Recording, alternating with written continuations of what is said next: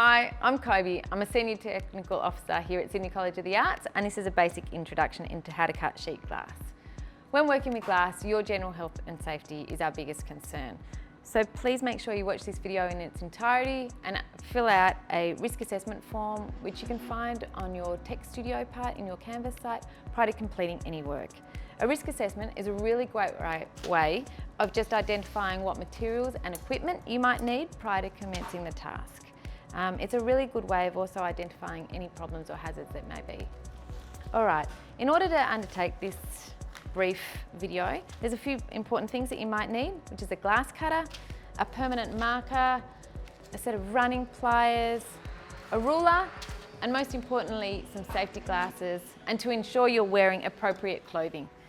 So when I say appropriate clothing, I just mean nothing overhanging, no big bulky jumpers that the glass will get caught on, and perhaps put an apron on so that you won't get any splinters or anything from the glass. The other important thing to note is sealed shoes. So when working with glass, anything can drop on the floor, so it's really important that you've got sealed or covered shoes.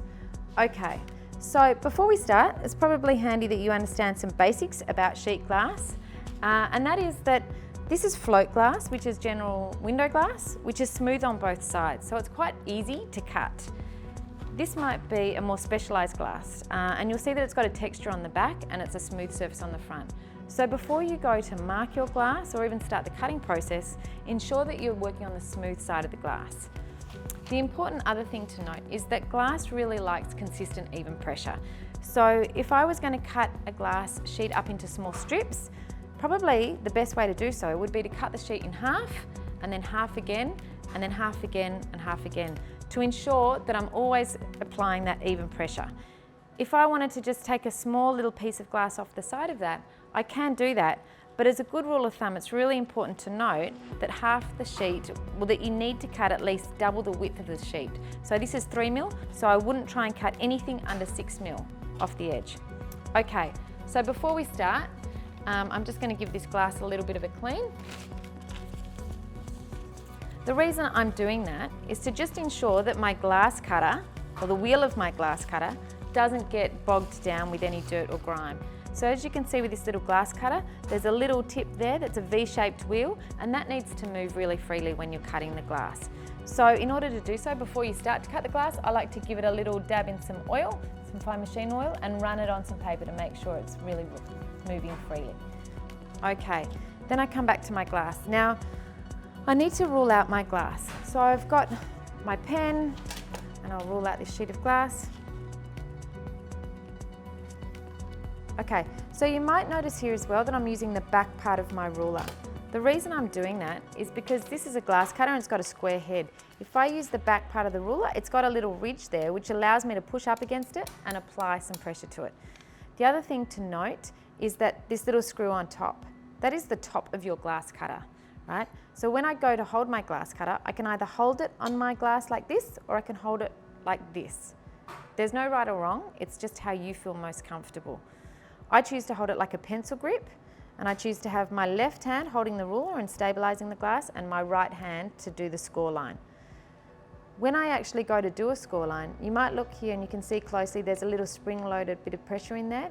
I need to make sure that my glass cutter, the little wheel, is actually on the sheet of glass, and I hold it down, I push down before I start, and then I pull down towards me.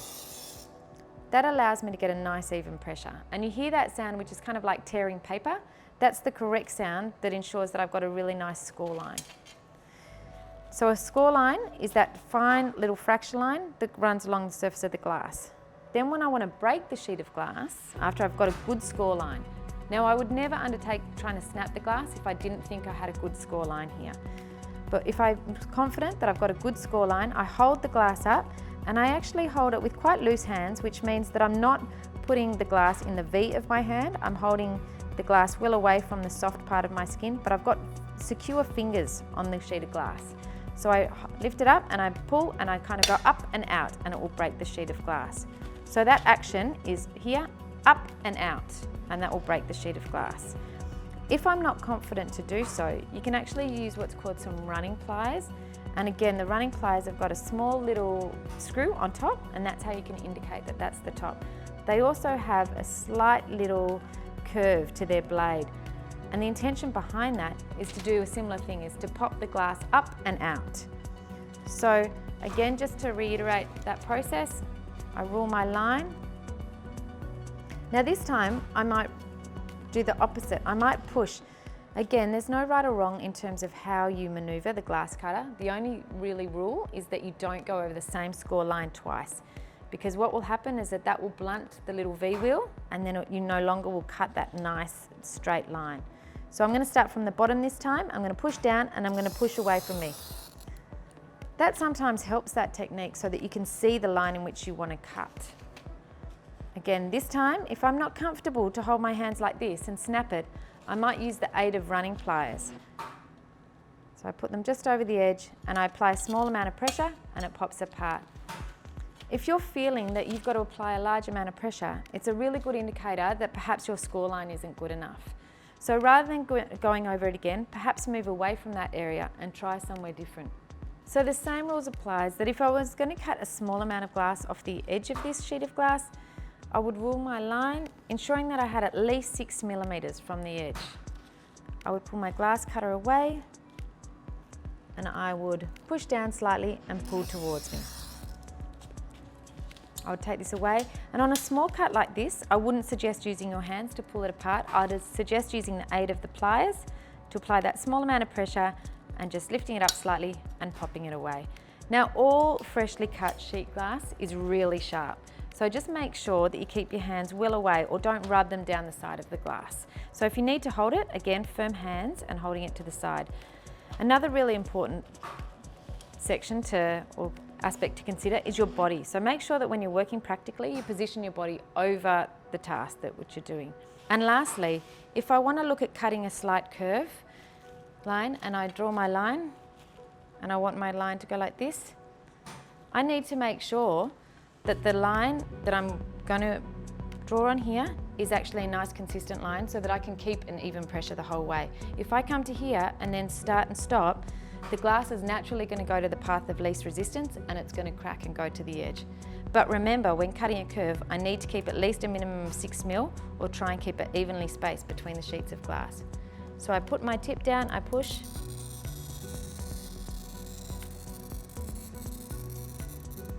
and I stop just before the end of the glass. Now if I'm doing a curve line, those pliers are really helpful, but they apply an even pressure. Now this line is curving around. So what I suggest you do is flipping over this sheet of glass and giving it a slight tap. Now I've got loose fingers here and I'm letting the weight of the glass cutter run along the crack.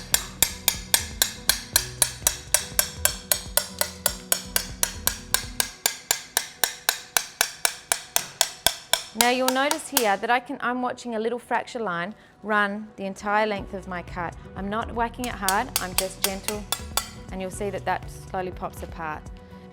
So again, they're very basic steps. Cutting sheet glass can be nice and simple, but there's a few things to remember. That's a clean environment, that's good tools, it's body positioning, and it's making sure that everything that you do with glass is consistent and evenly pressured.